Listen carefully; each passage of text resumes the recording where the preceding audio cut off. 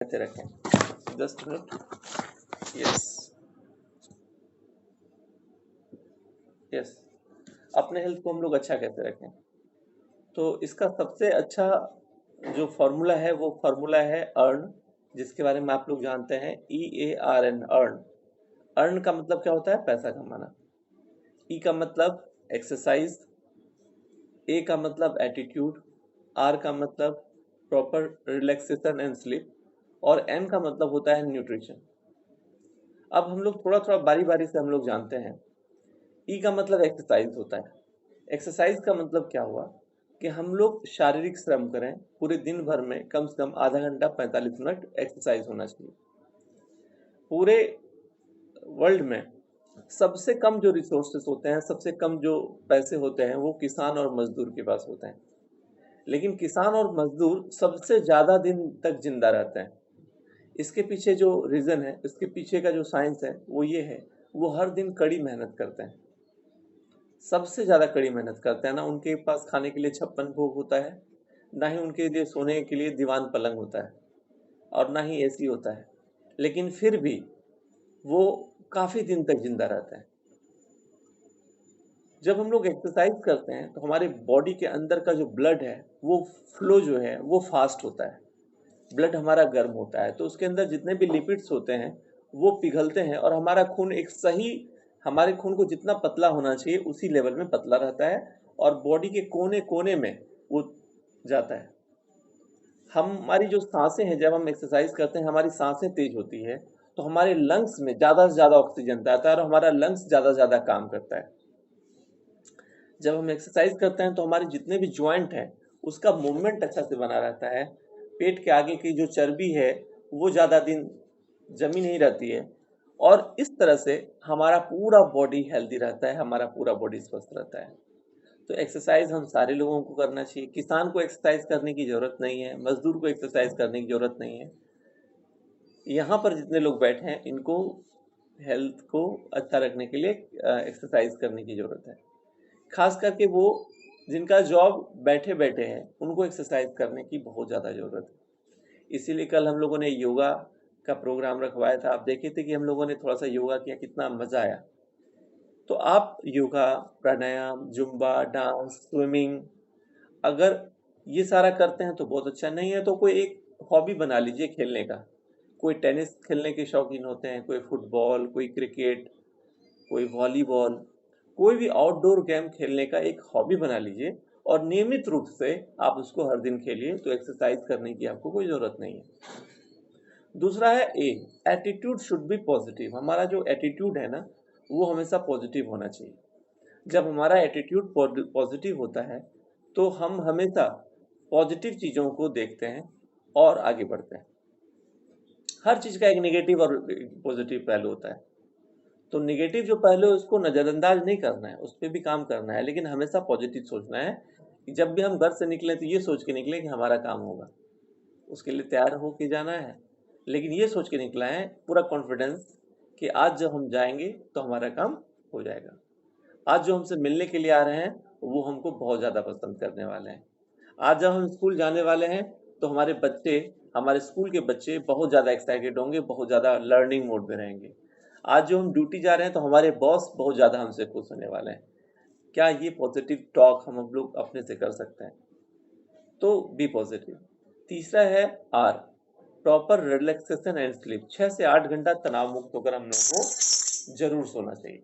6 से 8 घंटा जब हम लोग सोते हैं तो हमारे बॉडी के अंदर का ना रिपेयरिंग का वर्क चलता है। तो रात में खाना कम से कम 7-8 बजे तक खा लें, तो क्या होता है 2 घंटे के अंदर 10-10:30 बजे तक हमारा बॉडी का जो खाना है वो डाइजेस्ट हो जाता है, उसका शरीर फ्री हो जाता है। उसके बाद जब हम सोते हैं तो रिपेयरिंग का काम बहुत अच्छे से होता है। लेकिन अगर हम खाना लेट से खाए, 10 बजे हमने खाया या 11 बजे हमने खाया, तो फिर उसको अगला 2 घंटा 2.5 घंटा चाहिए होता है शरीर को फ्री करने में।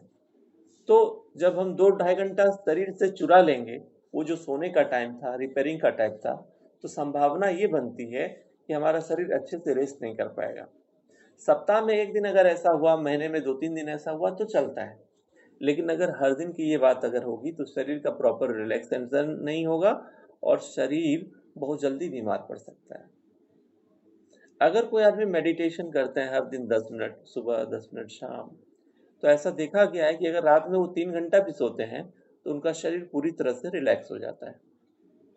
इसके बाद नंबर 4 आता है एन। एन का मतलब है प्रॉपर न्यूट्रिशन। हमारा शरीर चलता है भोजन से, तो हमारे शरीर के अंदर वो भोजन जाना चाहिए जिस भोजन में हमारे शरीर की सारी जरूरत पूरी हो जाए। शरीर को क्या चाहिए? शरीर को चाहिए protein, vitamin, minerals, fibre, omega 3, पानी, हवा, ये सारा चीज चाहिए। और ये सारा चीज हम लोग भोजन के माध्यम से दे रहे हैं। तो सबसे पहले ये जानना है कि घर में हम लोग अलग अलग एज ग्रुप के लोग हैं, अलग अलग काम करने वाले लोग हैं, हर आदमी की जरूरत अलग अलग है।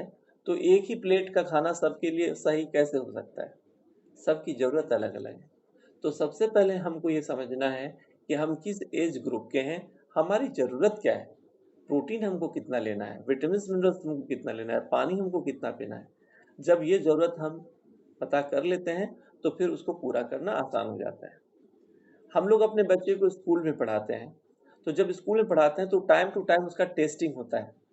Unit test 1, unit test 2, half yearly exam, annual exam, ये टेस्ट होता है जिस टेस्ट से हम अपने बच्चे के एजुकेशन लेवल को हम लोग नापते हैं। हम लोग पता करते हैं कि मेरा बच्चा हर सब्जेक्ट में ठीक ठाक है या नहीं है। अगर सपोज उसका मैथ्स में मार्क्स कम है तो हम लोग उस पर थोड़ा सा दिमाग लगाते हैं, अलग से एक मैथ्स टीचर को हम लोग हायर करते हैं ताकि उसका मैथ्स सॉलिड हो जाए। लेकिन क्या आपने बॉडी को कभी टेस्ट कराया? क्या कभी ये सोचा है कि बॉडी को भी टेस्ट कराते हैं और पता करते हैं कि बॉडी में किस चीज की जरूरत है? जब हम बॉडी को टेस्ट कराते हैं तो पता चलता है बॉडी में प्रोटीन की जरूरत है, मिनरल्स की जरूरत है।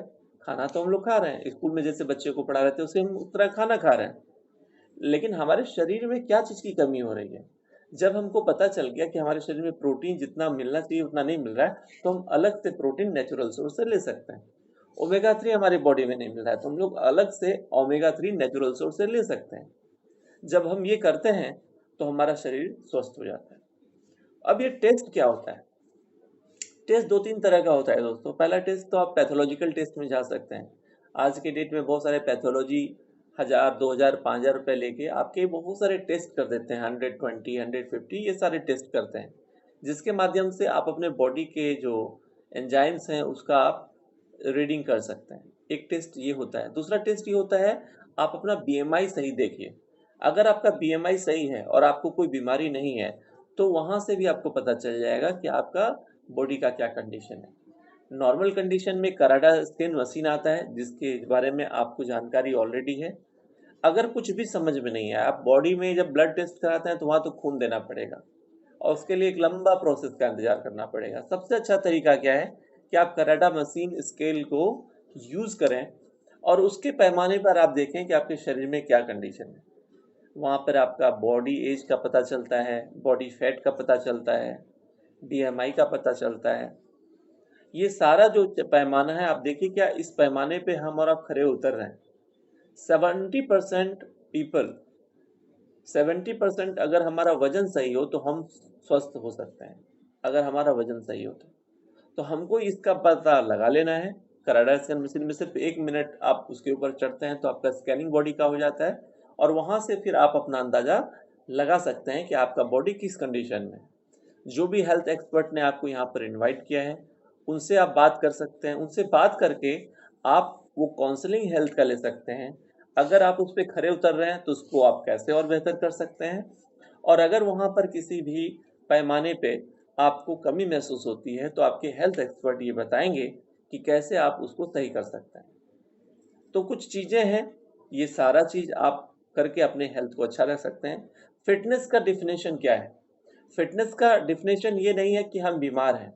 फिटनेस का डिफिनेशन ये है कि हम हमेशा एनर्जेटिक महसूस करते हैं। जेट सर एक फिटनेस का बहुत अच्छा डिफिनेशन देते हैं कि अगर आप 4 मंजिला इमारत चढ़ते हैं और आपको जरा सा भी थकावट नहीं होता है तो आप फिट हैं। अगर आप 4 मंजिला इमारत चढ़ते हैं और आपको जरा सा भी थकावट नहीं महसूस होता है तो आप फिट हैं। राइट? फिटनेस का मतलब आपका डोले शोले नहीं है। फिटनेस का मतलब है आपके बॉडी का सारा कंपोजिशन सही है, आपका वेट और हाइट एकदम सही है, आप हमेशा लाइफ को अच्छे से एंजॉय करते हैं, ये सारा चीज़ फिटनेस का डेफिनेशन हो सकता है। WHO ने फिटनेस का जो डेफिनेशन दिया है, हेल्थ का डेफिनेशन दिया है, वो ये दिया है कि जब आप फिटनेस का डेफिनेशन दिया है कि फिटनेस का होना एब्सेंस ऑफ डिसीज नहीं है। फिटनेस का मतलब है कि जब आप सोशली, इमोशनली, फिजिकली सारे चीज़ों से जब आप फिट हैं तभी आपको फिट माना जाता है। तो चलिए हम लोग आज से एक डिसीजन लें, फिट रहेंगे। फिट रहना एक डिसीजन है दोस्तों।